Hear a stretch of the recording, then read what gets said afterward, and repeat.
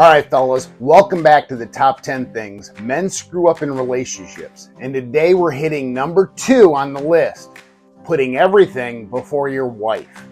Now don't worry, I'm not here to take your fantasy football team, your golf clubs, or your power tools away. But I am here to say if she's always getting the leftovers, you're doing it wrong. Look, I've been married almost 30 years to the most amazing woman God ever handcrafted, Holly. And for most of those years, I got this part completely backwards. Work took a priority. Friends took a priority. Video games took a priority. Ministry took a priority. That one men's conference that I didn't even want to go to but went because the snacks looked good, yeah, that took the priority too.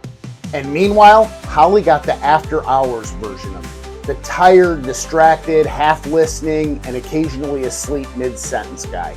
That's what she got. You know what that says to your wife over time? You're not worth my best. And that, brothers, will crush a heart faster than any harsh word ever could. Look at what Ephesians 5:25 says.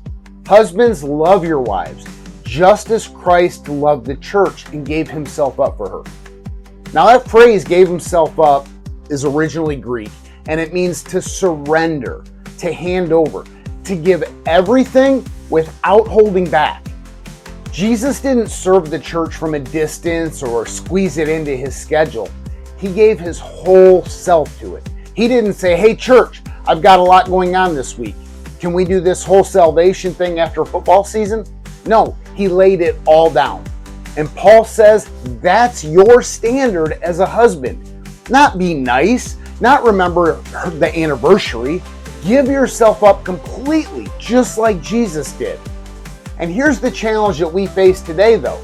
Everything around us screams for our attention. Our jobs never clock out. Our phones never stop ringing and dinging and leaving alerts. Even ministry, yes, even godly work, volunteering, can become a good excuse for neglecting your first earthly priority. Let me be clear. If you're killing it at church but failing at home, that's not ministry, that's misalignment. And I've lived it.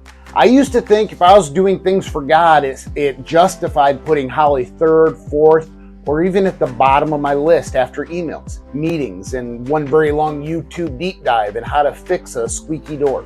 But once I finally put God first and Holly second without exception, and including our kids, everything started to change.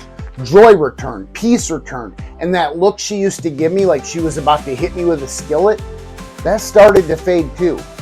So here's some ideas on how we can fix it. 1, prioritize your time.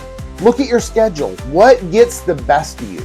Start giving your wife your first attention, not your last energy. 2, put the phone down. I know, bold move here, but your wife should never have to compete with the screen. Talk to her with both eyes open and your thumbs still. 3, protect your time with her. Date nights aren't optional. They're soul care for your marriage. Schedule them, guard them, show up for them. Your marriage won't die from one big blowout. It'll die from 1,000 small neglects. But great men, we flip the script. We lead like Christ. We love like it's our job, and we show her, not just tell her, that she's second only to the Lord himself. So here's my challenge to you today. This week, choose one thing you normally put ahead of your wife and replace it with time, attention, or action that honors her. Let her know that she's not getting leftovers. She's getting your absolute best. And until next time, when we tackle screw up number 3, live faith-fueled and battle-ready.